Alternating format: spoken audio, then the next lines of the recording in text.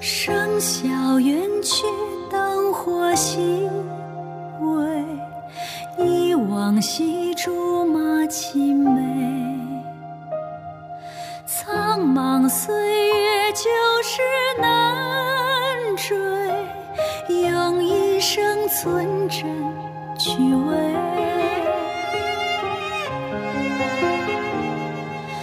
分不开这双手捧泪，让目光轻痴相对。也许命中爱与愿违，尘封难解宿醉。谁的泪暗红了花蕊？潇潇风雨苦苦地吹，不愿再独自绽放来日芳华，晨曦拂斜阳。什么人生一缕不美？左手秋风吹吐枯萎，一缕执念锁在清关，总是沉香流年。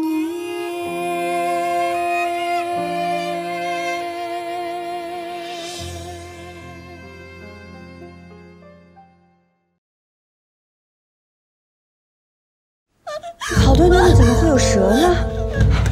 你把雄黄粉撒到它身上，然后用钳子把它夹出去。快去啊！好。贤妃娘娘救我！主，你小心！救我！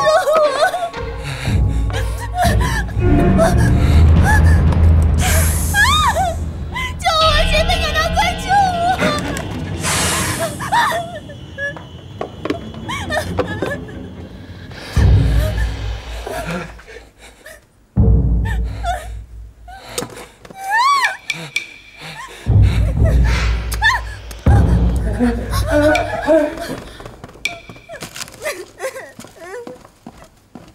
你没事吧？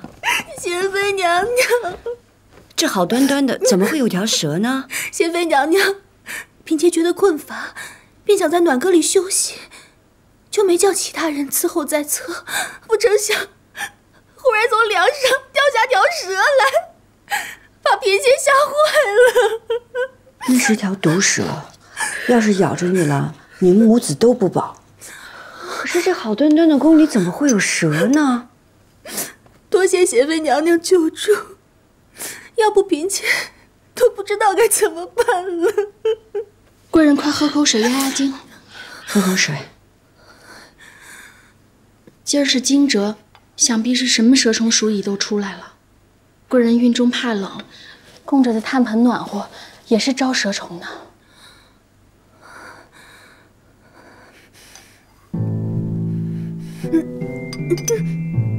怎么了？好痛！主儿，怎么了？痛得很。快去找太医。是。怎么了，宜贵人？肚子疼。别着急，肚子疼。去请太医了。把这角落里多撒些石灰和雄黄，还有你们这墙根底下、梁柱上都好好查看一遍，可千万别再跑出条毒蛇来了。奴婢请皇上、皇后娘娘万安，请嘉贵人安。起来吧。宜贵人呢？我们主正陪着宜贵人呢，太医也来过了，说宜贵人母子无碍。很好，很细心。奴婢谢皇上夸奖。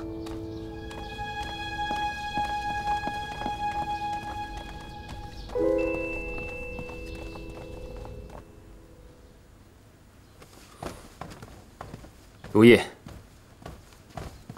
臣妾给皇上、皇后娘娘请安。起来吧。宜贵人如何了？这怎么会又是玉舌又是腹痛，听得本宫心惊肉跳。说来也怪，不知为何，从梁上掉下一条毒蛇，吓得宜贵人牵动胎气才腹痛。太医也来看过了，如今喝了安胎药睡下了，应无大碍。俗话说惊蛰到蛇出洞，今儿是惊蛰，玉蛇也是有的。宜贵人有孕不适，今儿个又遇到这样的事情，这实在怕动了胎气啊。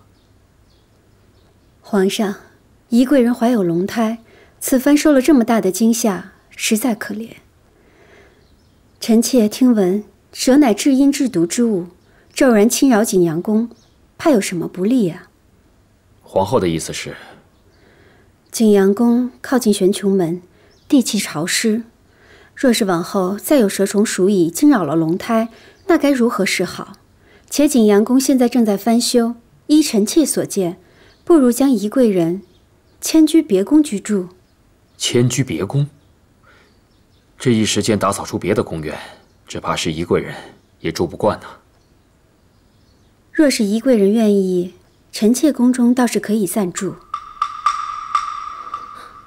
皇上来了。啊，别起了。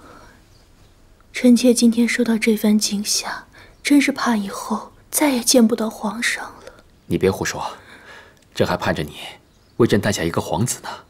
皇后啊，宜贵人本是你宫中的人，让他挪去长春宫居住，有你照料，朕也放心呐。是。皇上，臣妾有事禀告。方才臣妾与皇后娘娘于协芳殿过来，正是因为二阿哥病着。皇后娘娘，如今二阿哥病得正厉害，您哪里还能分心再去看顾宜贵人呢？永莲病了，要不要紧啊？怎么不早些告诉朕呢？都怪臣妾疏忽了照料，还请皇上允许臣妾将永莲先接回来照料。待永莲痊愈了，臣妾再将永莲送回协芳殿。是啊，皇后娘娘，既然分心无数，不如先专心看顾二阿哥。哎呀，若是没有贤妃娘娘，恐怕宜贵人今日也不能完全了。依臣妾看，不如就由贤妃娘娘先为照顾宜贵人吧。贤妃娘娘本就替皇后娘娘协理六宫，行事又贴皇上的心，由贤妃娘娘照顾，最为合适不过了。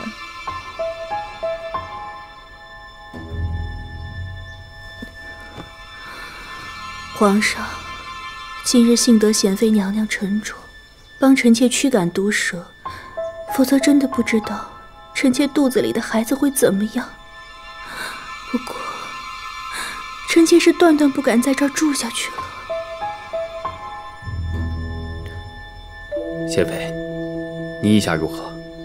皇上，臣妾未曾生育，不知该如何照顾有孕之人啊。你说的也是朕的顾虑。虽然贤妃未曾生育过，但把大阿哥照顾得多好啊！若是如今连贤妃娘娘都推脱，不敢看顾龙胎，那这宫里恐怕再也没人敢担这个职子了。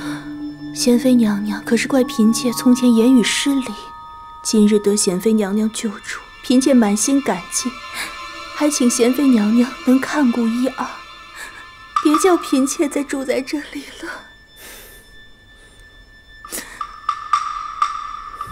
如意，皇上，臣妾即刻回去将偏殿收拾出来，供宜贵人居住。宜贵人还不要嫌简陋才好。怎么会呢？以后可要叨扰贤妃娘娘了。好，那就这么定了。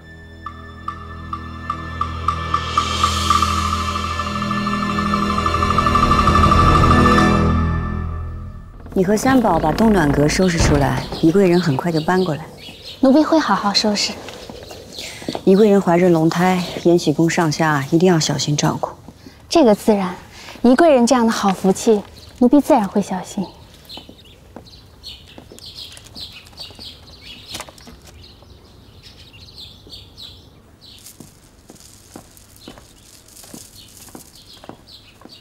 姐姐，海兰，姐姐，今日在景阳宫受惊了吧？你消息倒是灵通。坐。如今宫里个个都盯着景阳宫呢，有什么风吹草动不知道的？往后这宫里的眼睛得盯到延禧宫来了。姐姐的意思是说，一个景阳宫就足以引来毒蛇。往后宜贵人迁宫了，这延禧宫岂不会成为蛇虫鼠蚁纷至沓来之地？我正担心这个。姐姐别担心，你看，姐姐，你看，这些是什么草？这个是薄荷叶、艾叶，还有半枝莲，都有驱虫辟邪的功用。我想着做一些香包挂在延禧宫里面，希望可以驱邪避灾。你也觉得宜贵人遇蛇十分蹊跷？是啊，你想宜贵人遇喜，人人都伤心呢，怎么会突然出现毒蛇，又这么恰好就落在宜贵人的住处？姐姐，今日若非你沉稳，宜贵人他们母子的性命便很难说了。是啊，是巧。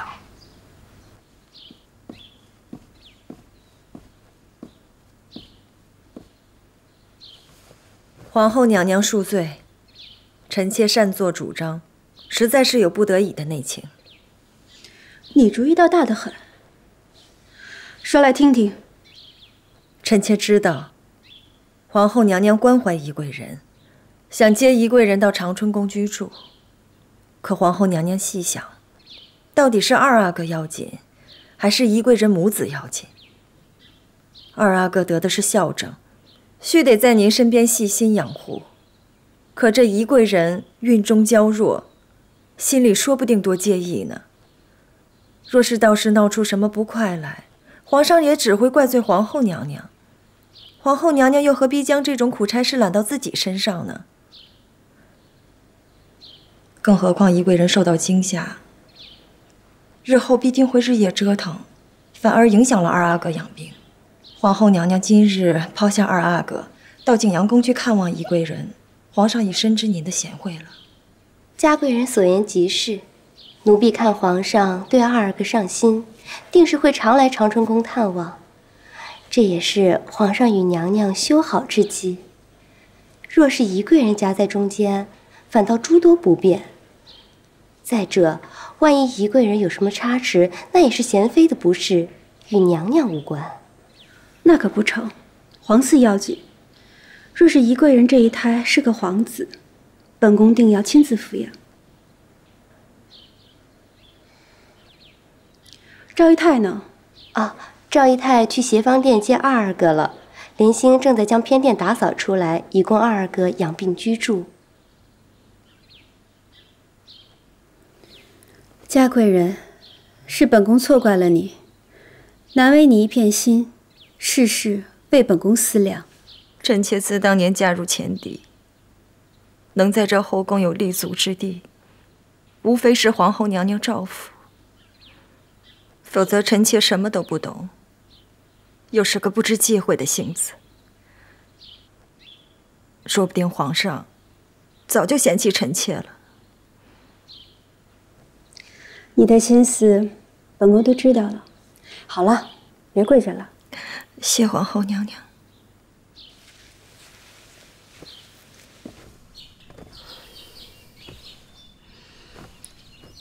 宜贵人那里闹了蛇。双喜，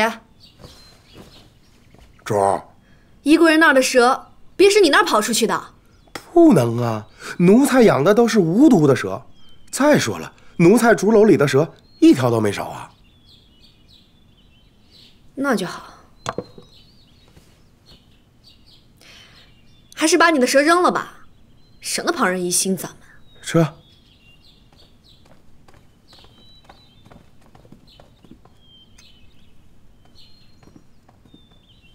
来，主儿，听说宜贵人被蛇一下挪去了贤妃宫里。挪去了贤妃宫里？除了皇后照顾有孕嫔妃，自然是本宫分劳，哪轮到她惹人嫌？真是越俎代庖。主儿，东西得了吗？按照主儿的吩咐，奴才得了一些突然景阳宫的油彩。下去吧。这。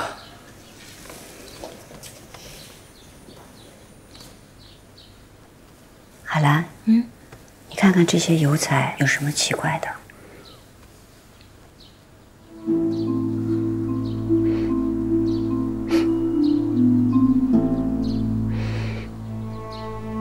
姐姐，这油彩里面混着蛇莓汁的味道。我从小在乡间长大，对这个味道挺熟悉的。只是，姐姐为什么这么问啊？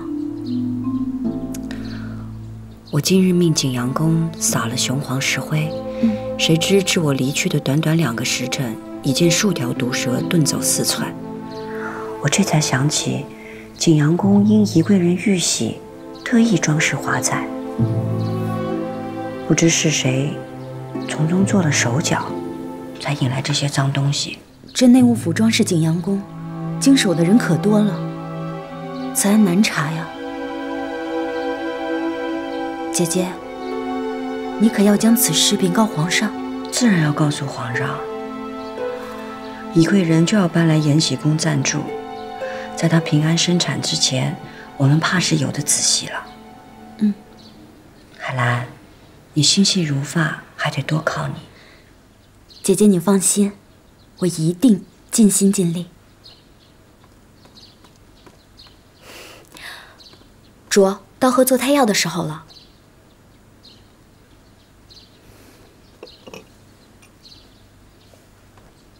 这坐胎药的气味，我闻着就害怕，又不得不喝。我总盼着有个自己的孩子。我也是呢，不喜欢这味道。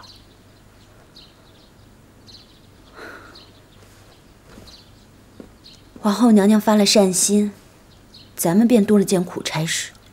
你这是做什么啊？我既不盼望生子得女，也不盼望皇上的恩宠，喝着劳什子做什么呢？苦了舌头。海兰，你应该趁着青春正好，得个一子半女，终究也是个依靠。有了孩子未必是件好事。你看，玫瑰人生了孩子就遭弥天大祸，宜贵人呢，还怀着身孕呢，就不知道被谁陷害。我既没有这种防身的本事，还不如就安稳的过日子吧。可是，姐姐，别可是了。我有了姐姐你呀，我便有了依靠啦。这是三宝弄来的油彩，里边的蛇莓气味会吸引毒蛇。朕明白你的意思，修饰景阳宫是嘉贵人提议，也是皇后的意思，皇娘也应了她。这兴师动众，却惹出这般的祸事，朕即便要追查，可是皇上是不是怕经手的人太多了，便查不出来了？如意啊，宜贵人住在你的延禧宫，朕很放心。你这般的细致，一定会照顾好她，不会出任何意外。玫瑰人的孩子已经这样了，朕真的不希望再有任何波折了。臣妾定会照顾好宜贵人的，请皇上安心。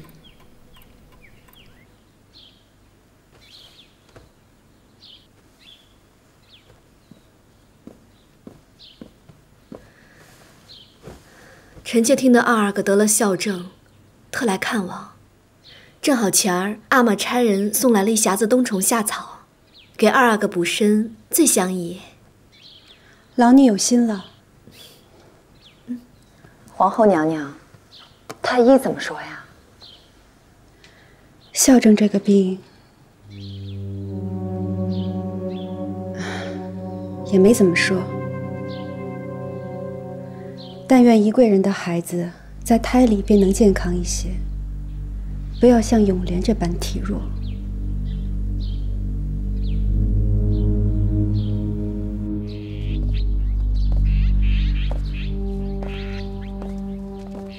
贵妃娘娘留步。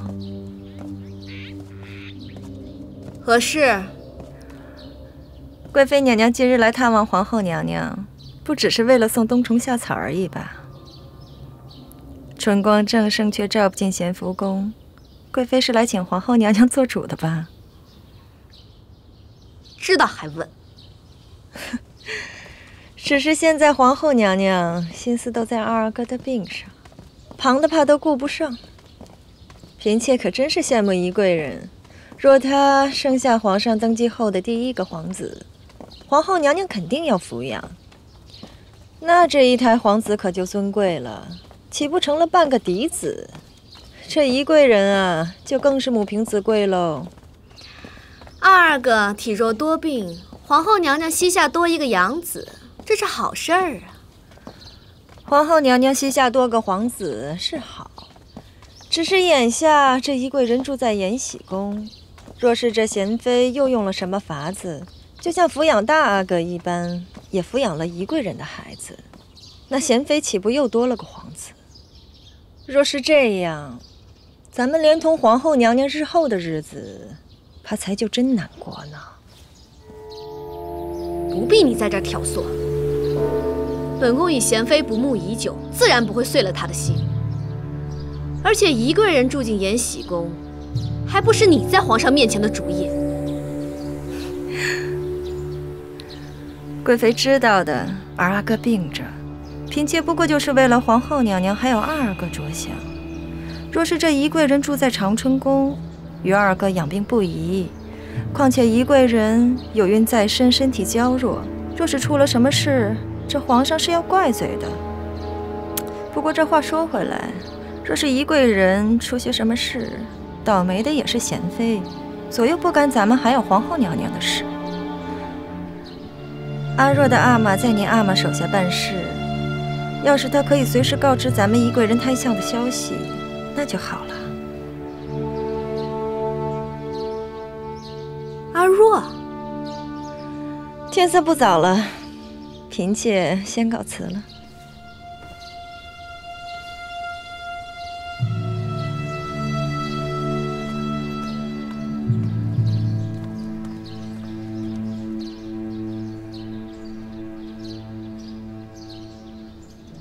去找小福子来。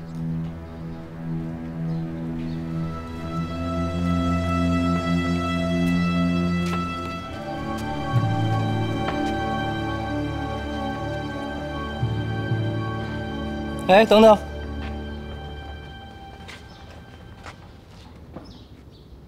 这什么呀？哦，宜贵人怕冷，这是给宜贵人驱寒用的红罗炭，刚从景阳宫送来。不错，这宫里早没了炭火，只有我们家主子还在用，皇上特许的。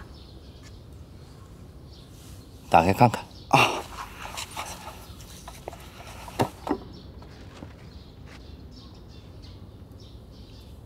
好。送进去吧，找个角落里放好啊。走走走。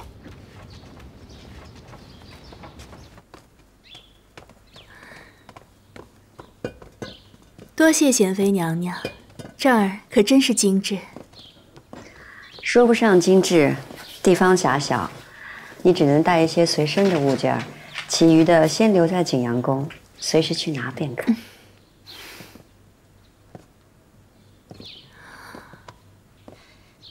这香包里面塞的都是香草，驱虫用的，定是海贵人手巧，劳心劳力为我做的。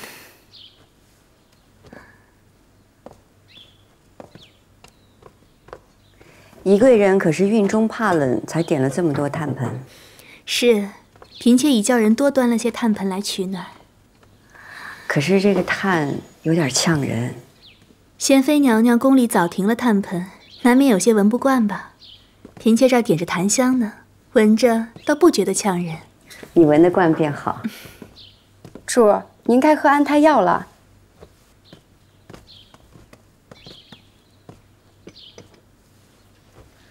宜贵人，你这安胎药的药方和药渣能否让我带回去查一查？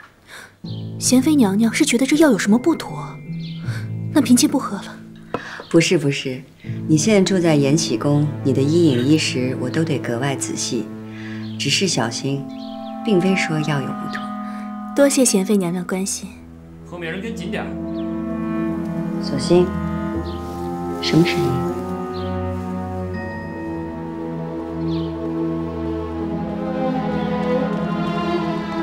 慢着，这是什么？回主的话，这是御膳房送来的新鲜鱼虾。贤妃娘娘，奴才是小福子的兄弟小路子，宜贵人玉玺想吃些新鲜鱼虾，这些个都是御膳房特地为宜贵人准备的。我看看那桶。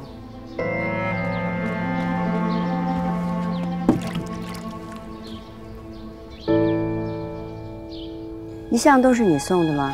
一向是奴才经手。送进去吧。这。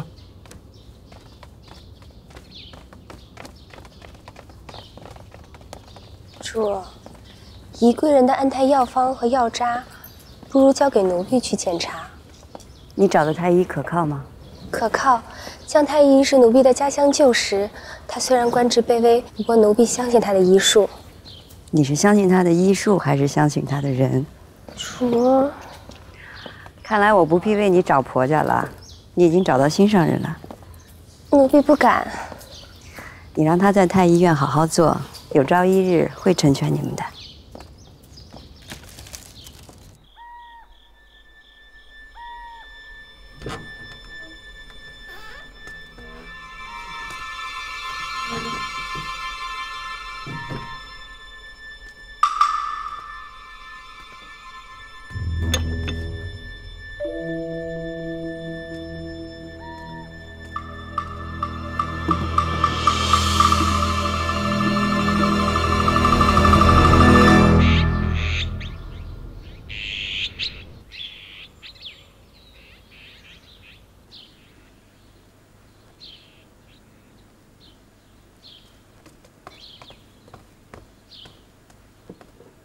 环心在。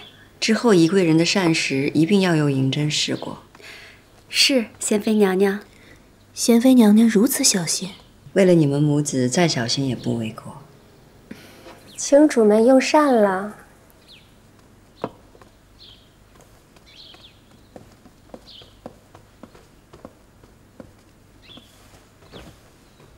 主，今儿的菜色共8品，有琵琶大虾、绣球干贝、炒珍珠鸭、奶汁鱼片、鲜蘑菜心、玉笋蕨菜、砂锅煨鹿筋和金腿烧鱼圆山鸡汤。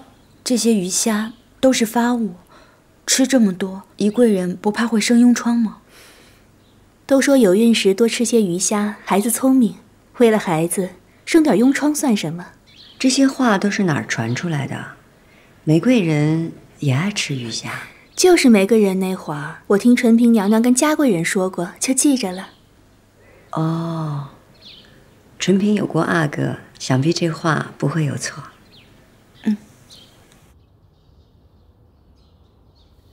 臣女富察氏在中司门下祈愿，臣女愿意折寿20年，换得爱子永莲孝正早愈，平安康健，一生无灾无恙。永莲还小，受不起这孝正之苦，就让臣女带永莲来承受吧。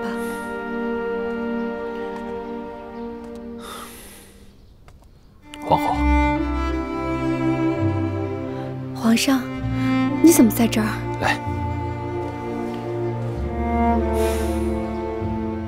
朕问了你2次，永莲如何？你说无妨。可朕方才听你说，永莲得的是孝正。臣妾不敢以儿女之事屡次惊扰皇上。皇上，可其太医说永莲竟得的是孝正，臣妾真的不知该如何是好。李煜，你去告诉贤妃，不必等朕了。皇后，朕陪你去看永莲。来。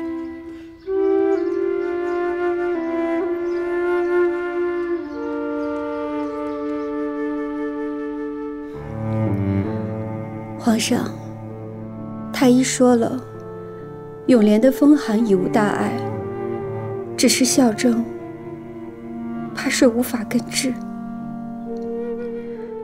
是臣妾无能，永莲的笑症是胎里带来的弱症，臣妾无颜见你，更对不住永莲。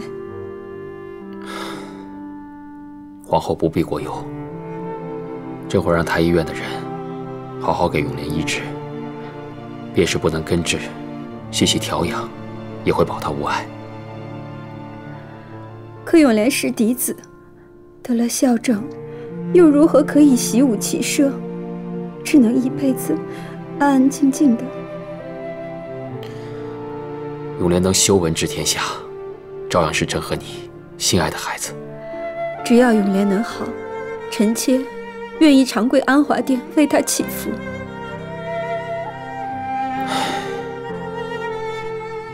朕的心里啊，对永莲有无限的寄望，她一定会没事的。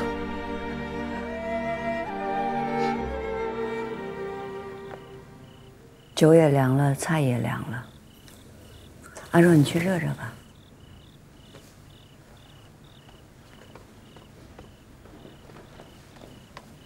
请贤妃娘娘安。皇上是不来了吧？皇上见皇后娘娘在中司门前为二阿哥祈福，皇上关切二阿哥康健，所以去了长春宫，还请贤主不必等候了。皇上爱子心切，本宫明白。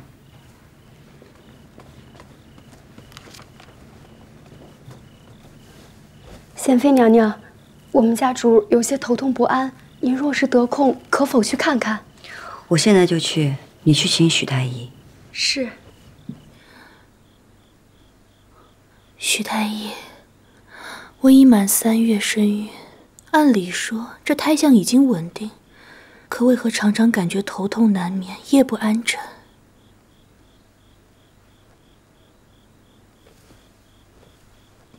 贵人无恙，只是头回有孕，上火厉害，也属常事。宜贵人嘴角生了痈疮，本宫已经备下了白菊茶。贤妃娘娘细心，微臣会再开些清凉下火的汤药，贵人只要按时服用即可。多谢太医。索性带许太医去旁边开药。是。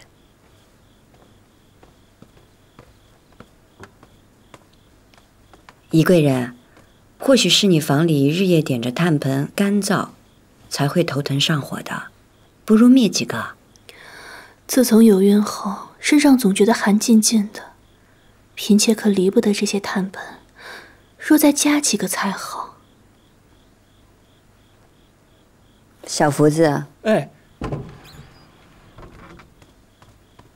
主，再添2个便够了。奴才已经烧上了，等火再旺些就端进来。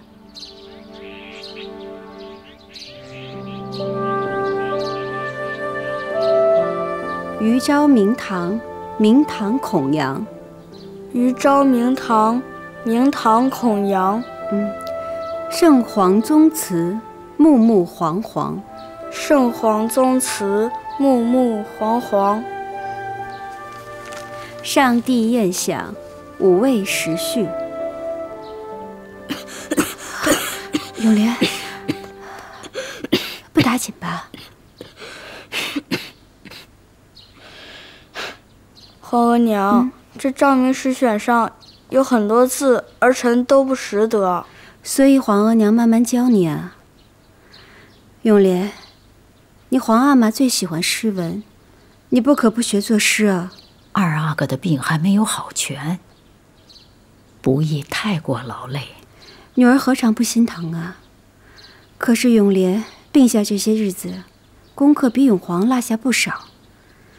作为皇子，他本来已经不能习武骑射了，那读书之事就更不能荒废了。儿臣听皇额娘的话。娘娘，二阿哥该喝药了，拿过来吧。永莲，我们喝完药再读啊。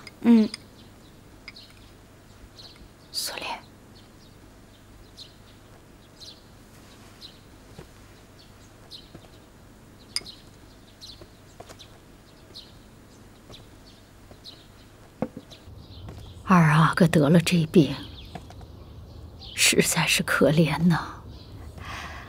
宫里有的是好太医，夫人莫急。我怎么能不着急呢？嫡子病弱，诸子与其母就会不安分，皇上也会怕孩子难养，就会动了立别人为太子的心了。现在宜贵人又有了身孕，若是个皇子，那可是皇上登基后的第一个孩子，格外吉祥尊贵。哦，皇后娘娘想抚养宜贵人之子。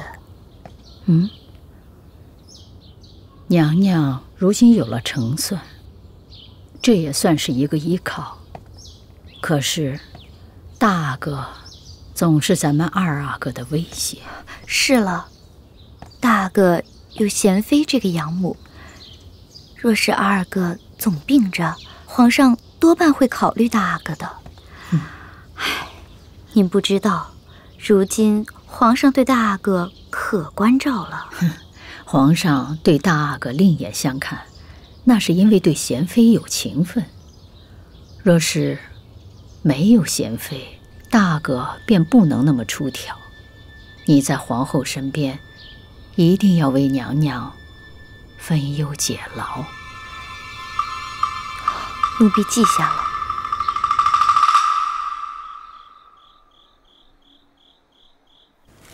千载吾将不喜悲。母亲，这诗写的是项羽。是你皇阿玛读项羽本纪后，感叹项羽英雄末路，自刎于乌江写的诗。永华，你好好读《史记》，再熟读御诗，皇阿玛一定会特别高兴的。儿子跟随母亲多日，才知道母亲的字写得这般好。永华，有什么本事呢？不要让旁人一下都看穿了。旁人不知道的，有一天也许就是你的傍身之计了。儿子明白了。贤妃娘娘，贤妃娘娘，不好了，我们家贵人见大红了。怎会如此？有了晚上之后，主便开始腹痛，因为主每常也有腹痛之时，奴婢还以为不要紧。许太医请了吗？已经去请了。永华，无论听到什么动静，都不许往宜贵人那儿去，听到吗？是。宜贵人，姐姐，宜贵人昏死过去了。宜贵人，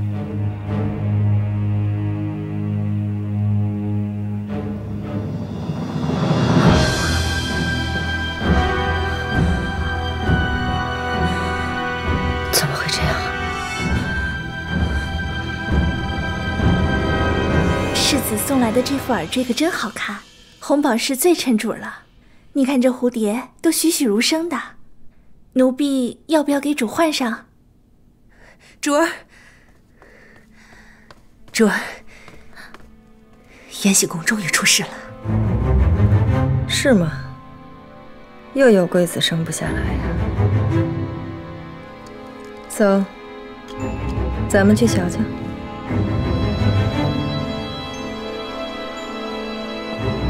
主儿，主儿，主儿，主儿，主儿，快，毛巾！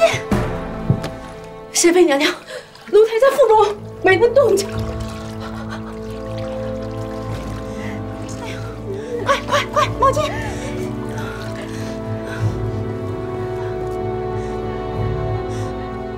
贤妃娘娘。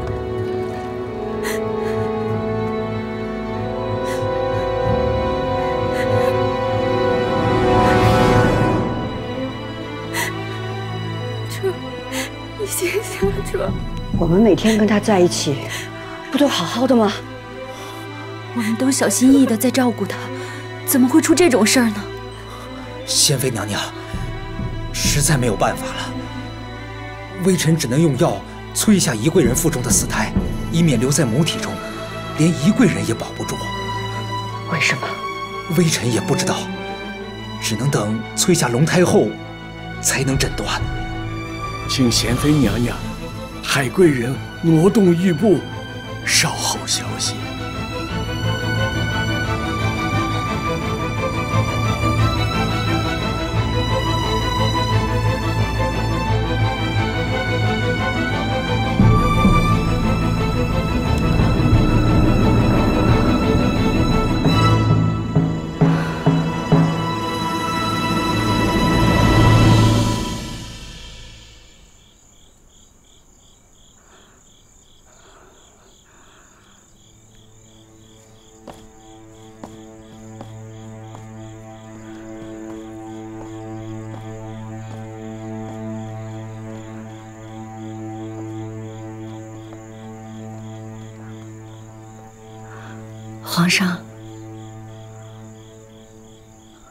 皇上，你要不要去看看宜贵人？皇上，朕不敢进去。为什么？为什么朕的孩子又没了？为什么朕登基以后，一个孩子也活不了？是不是老天爷在惩罚朕？惩罚朕虽得了九五之尊的尊荣，却失去了父子的天伦之乐。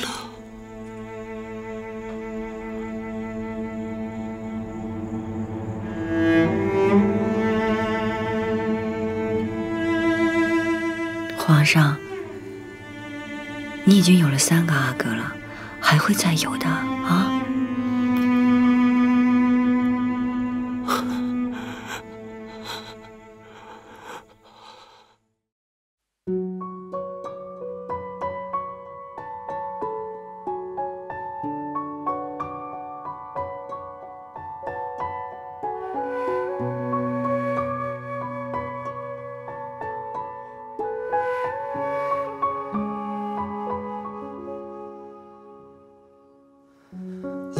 醉了梅园，恍若人生是初见。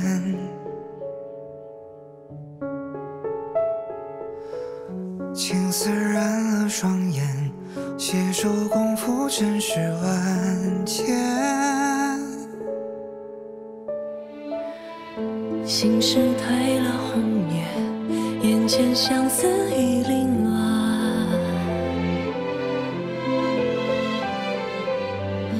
泪光藏了誓言，相约一生何曾改变？